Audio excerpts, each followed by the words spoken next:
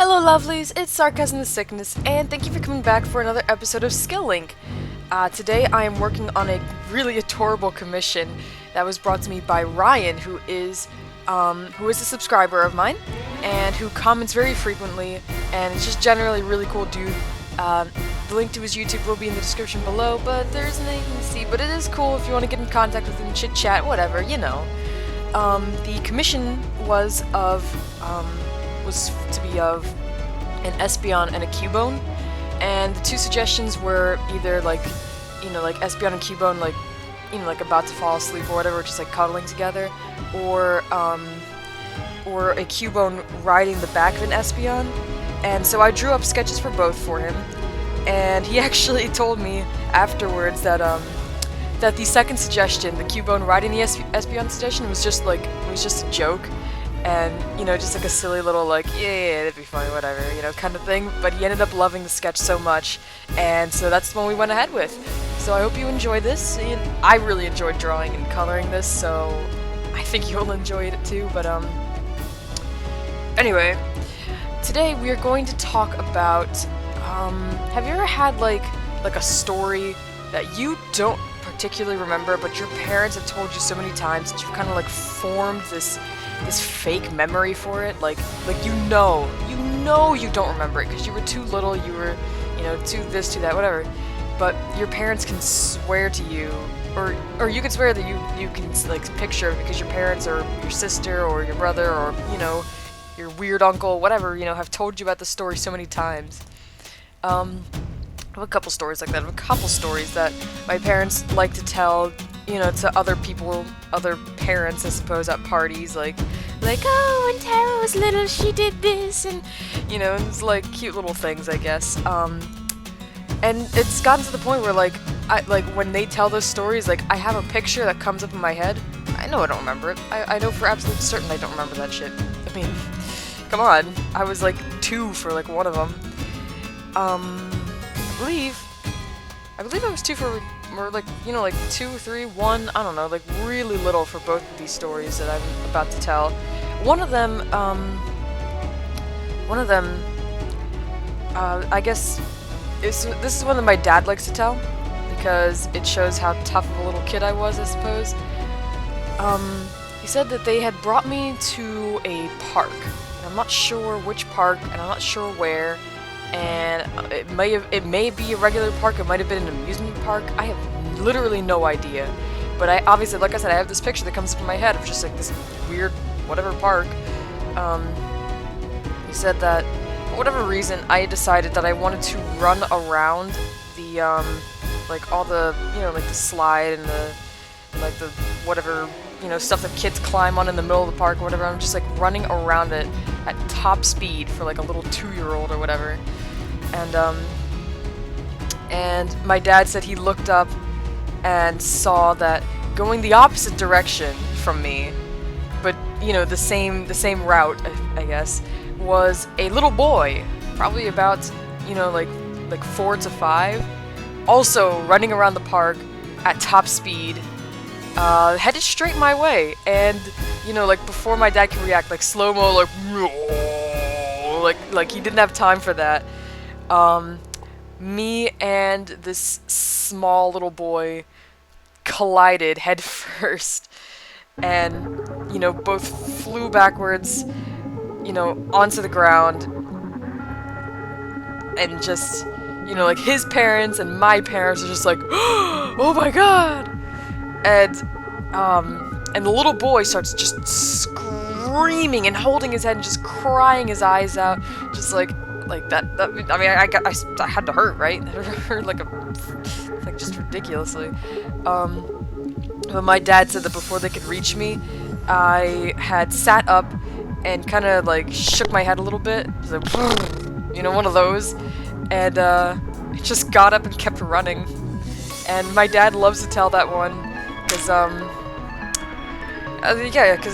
because he was proud of me for being such a tough cookie at such a young age, I guess. Of course, I didn't really stick around, and now I'm a super wimp, a super duper wimp. But that's still a cool story, nonetheless, I suppose. So yeah, that one's that's one of my dad's favorites. Wow, I can't words right now. My mom's favorite to tell is I guess it's because it showed, I guess, something that has always been inside of me, and like it's just it's hard to describe it. I'll talk about it afterwards. My mom tells me, and like I said, I can picture this in my head, and maybe this one's a little bit easier to picture because this story is about a place that we've been to a lot. So I can imagine imagine Orange County, New Jersey. I can imagine, I guess it's East Orange. I can imagine, the torn down buildings. I can imagine, the people just walking around like they have no care in the world. I can imagine just all of the ugliness that my parents were discussing when they were in the car driving up to see my aunt and uncle. And just looking out the window and just going like, wow, do you remember this place? It used to be so much better. What happened to it? Look at all these buildings. They're all torn. They're all like out of commission. Nobody's using them for anything. Everything's so disgusting. Look at all this litter. Look at all this trash. And that's what it's like up there. Last time I remember, it was filthy. It really was. And I don't know. It's just so like derelict, I guess. But my mom says that her and my dad were having this discussion in the front seat and passenger seat of the car, and I'm in the back of the car in my little car seat and I'm looking out the window and stuff, like little kids do, I guess. And they're in the middle of this conversation about how horrible everything is there. And from the back seat, my little voice chirps up, going, "Mommy, Daddy, looky, look, there's a puppy!" And sure enough, outside the window, there's just this one adorable little puppy, just, like obviously with his owner or whatever. And my parents remember, or my mom says that at that point they both stopped talking for a little bit because they were sitting there having a conversation about how ugly everything was and how disgusting everything looked. But I, pointed out the one beautiful thing that was out there. And I mean, granted, little kids are always gonna like notice puppies and be excited about puppies, but it's also one of those things where, we as adults should do that too. We as adults should look out for the puppies. We should look out for, the pretty flowers. We should keep an eye out for, the things that are more beautiful in this world, even in an area that is just completely ugly. And maybe even to find the ugly somewhat beautiful, because I don't think of East Orange as like a horrible place. I mean, granted, I think of it as a place where you lock your doors, and you don't walk around past like the afternoon. But when I think of East Orange, I think about like my auntie, my uncle, and I think about like all the great memories that I had there. And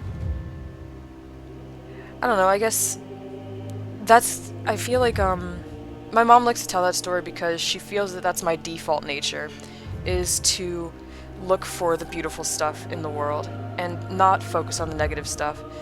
And I'll tell you, when I do focus on all the good things, I feel so much better about myself, and I feel so much better about just everything.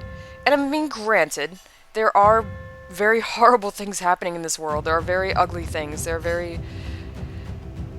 There's stuff that really does get me down, but sometimes you just need to balance that out with something good. You need to balance that out with a healthier attitude on everything else around you, So that's my mom's favorite story to tell at parties and whatnot, along with something about me being able to use scissors like a freaking genius or whatever. I don't know, there's something about scissors I don't really remember too much about. Anyway, I am just about the end of this video then. Thank you so much for listening and watching and stuff.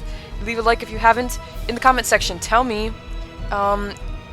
any childhood stories that you don't remember, but your parents told you so many times that you kind of like made this false memory for. this is your first video of mine, check out some of my other ones, other skill links, other Pokemon things, and maybe subscribe. That would be great. I would love to have you aboard. And I will see you guys next time. Bye-bye!